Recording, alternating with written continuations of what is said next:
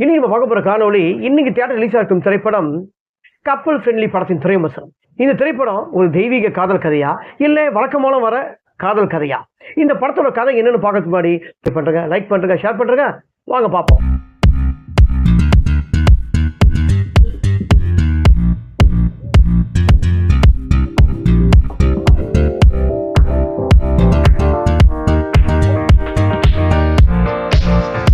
இந்த படத்துல சந்தோஷ், சோபன், மானஷா, யோகி பாபு, வின்னிங்ஸ்டன் மற்றும் பலர் நடித்து வெளிவந்திருக்கும் திரைப்படம் கப்பல் ஃப்ரெண்ட்லி படத்தின் திரைவிமர்சனம். இந்த திரைப்படத்தோட writer and director Ashwin Chandrasekhar. இந்த படத்தோட இசை ஆதித்யா. இந்த படத்தோட கதைன்னு சொன்னா, கதாநாயகனும் சரி கதாநாயகனும் சரி ஒரு வேலை கிடைக்காத ஒரு சூழ்நிலையில் இருக்கிற காதல் ரொம்ப தெய்வீக காதல். ஆனா அதே காதல் கொஞ்சம் ஓளுக்கு ஜாப் எல்லாம் கிடைச்சி வசதி வந்ததுக்கு அப்புறம் அந்த காதல் மறந்துடுற மாதிரி ஒரு கட்டாயம் வருது. வசதி இல்லாத போது ரெண்டு பேரும் இருக்கிற அந்யுன்யமான அந்த காதல் வசதி வந்ததுக்கு அப்புறம் அவங்கள அறியாம கதாநாயகனுக்கும் டைம் இல்லாம ஆயிடுது. கதாநாயகி கூப்பிடும் போதெல்லாம் வர முடியாத கட்டாயம் ஆயிடுது. ஸோ அந்த காதல் பிஸியா இருக்கு, அவரால் பிஸியா வர முடியல. அதனால கதாநாயகி தப்பா புரிஞ்சுக்கிறான். நம்ம ஆரம்பத்தில் நம்ம கூப்பிட்டோமே, ஆனால் இப்போ நம்ம கூப்பிட்டு வரமாட்டாரு நம்ம காதலன் அப்படின்னு சொல்லிட்டு கதாநாயகி உள்ளவே ஒரு காம்ப்ளெக்ஸ். ஆனால் இந்த படத்தோட கதை இதுதான் சொன்னால் இதெல்லாம் இல்லை. ஆனால் ஆக்சுவலாக இந்த படத்தோட கதை ஒரு காதல் கதை. இந்த காதல் கதை எத்தனோ திரைப்படம் இன்னைக்கு காதல் தினம்னு வந்தாலும் ரீரிலீஸ் திரைப்படம் வந்திருக்கு. இந்த மாதிரி ரீரிலீஸ் திரைப்படங்கள் வர சமயத்தில் என்ன பண்ணணும்னா இந்த மாதிரி திரைப்படத்தை தான் பார்க்கணும். ஏன்னா காதல் கதையிலேயே ஒரு நல்ல காதல் கதை. சேது திரைப்படத்துக்கு அப்புறம் நான் இந்த படத்தை தனிப்பட்ட முறையில் நான் பார்த்து இந்த திரைப்படம் தியேட்டரில் பார்க்கும்போது, சேது திரைப்படத்துக்கு அப்புறம் ஒரு கிளைமேக்ஸ் காட்சிக்கு அப்புறம் நான் அழுத திரைப்படம் இந்த திரைப்படம் தான். கப்பல் ஃப்ரெண்ட்லி படம் தான். நான் பார்க்கும்போது இந்த திரைப்படத்தில் ரொம்பவே நான் கண் கலங்கிட்டேன். நான் மட்டும்தான் கண் கலங்கணும் அப்படின்னு சொல்லிட்டு நான் அப்படியே பயந்தேன். ஆனால் பின்னாடி தியேட்டரில் பார்க்குறேன் ஆடியன்ஸுங்க ஒவ்வொருத்தரும் இவன் இந்த பொண்ணுக்கு கண்ணை துடைக்கிறான் அழுதுன்னு, அந்த பையன் அந்த பொண்ணு பையன்காரன் அந்த பொண்ணு கண்ணை துடைக்கிட்டு ஒரே தியேட்டர்ல அலை. அதாவது கிளைமேக்ஸ்க்காக கிளைமேக்ஸ் அந்த மாதிரி ஒரு கிளைமேக்ஸ். அதே மாதிரி இந்த திரைப்படத்துல ஒரு கட்டத்துல பெற்றவங்களே இருந்தா கூட அம்மா அப்பா ரெண்டு பேருமே யாரா இருந்தாலும் ஒரு பொன் குழந்தைக்கு ஒரு கட்டத்துல அந்த பொண்ணுக்கு சில ஈஸ்வரா வரசெல்லாம் இருக்கும் பாருங்க. அதோட ஃபார்மாலிட்டிஸ் எல்லாம் பெத்த அம்மாவும் சரி அப்பாவும் சரி பண்றதுக்கு யோசிப்பாங்க, பண்ண மாட்டாங்க. ஆனா அதை தாண்டி இந்த திரைப்படத்துல கதாநாயகன் பண்ணுவான். ஏன்னா சினிமா தியேட்டர்ல சுத்துறது மட்டும்தான் லவ் இல்லை, பீச்சுக்கு போறது மட்டும்தான் லவ் இல்லை. அதையும் தாண்டி ஒரு காதலை கிட்ட அந்த காதலை கடைசி வரைக்கும் ஒரு காதலை உண்மையா இருக்கானா இந்த திரைப்படம் தான்.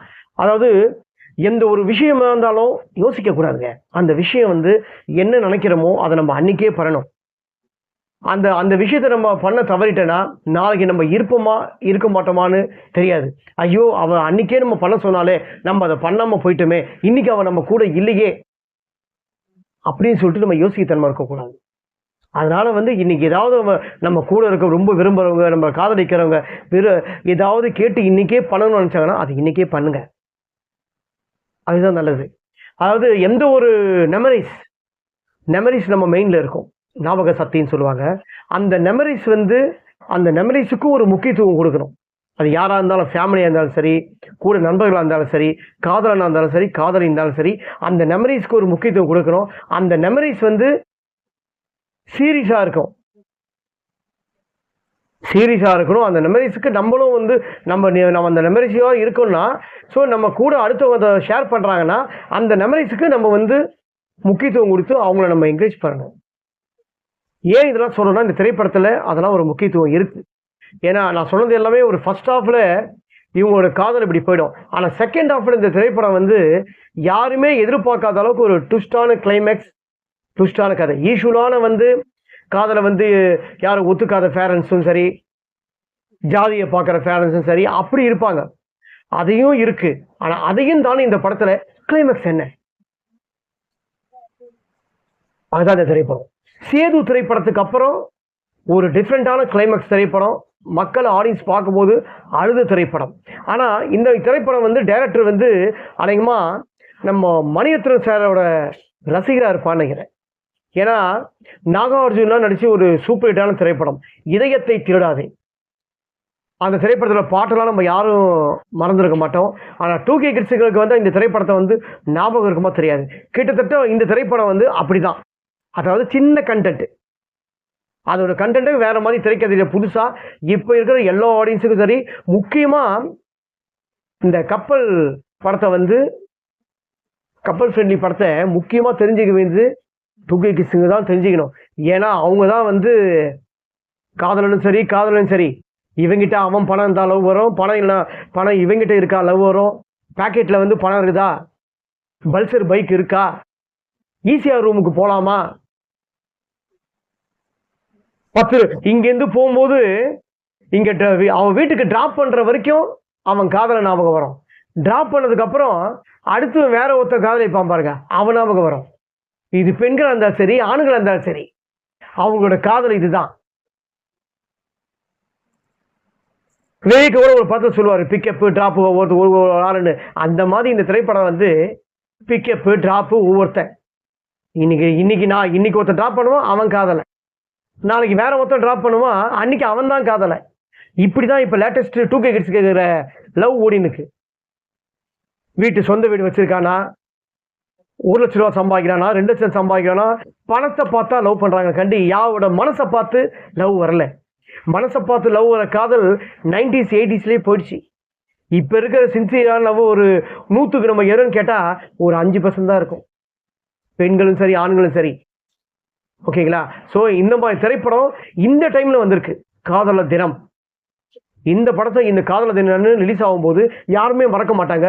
எல்லாரும் இந்த திரைப்படத்தை பார்க்கலன்னா, ரீரிலீஸ் திரைப்படத்தை நான் உங்களை பார்க்க வேணாம் சொல்லலை, ரீரிலீஸ் திரைப்படத்தை பாருங்க. ஆனால் இந்த மாதிரி ஒரு நல்ல திரைப்படத்தை வந்து பார்த்துட்டு காதலுக்கு எந்த அளவுக்கு முக்கியத்துவம் கொடுத்துருக்காங்க, காதல்லாம் என்ன, இப்போ நான் சொன்ன மாதிரி மனசை பார்த்து வர காதல், பேக்கெட்டில் இருக்கிற மணியை பார்த்து இல்லை. ஓகேங்களா? ஸோ இந்த மாதிரி திரைப்படத்தை நல்ல படத்தை பார்த்து ஆதரவு கொடுங்க. தியேட்டர் இன்னைக்கு ரிலீஸாக இருக்குது, தியேட்டரில் படம் நல்லா ஓடி நிற்கும் போதே இந்த படத்துக்கு நல்லா நீங்கள் ஆதரவு கொடுத்து தியேட்டர் போய் பாருங்கள்.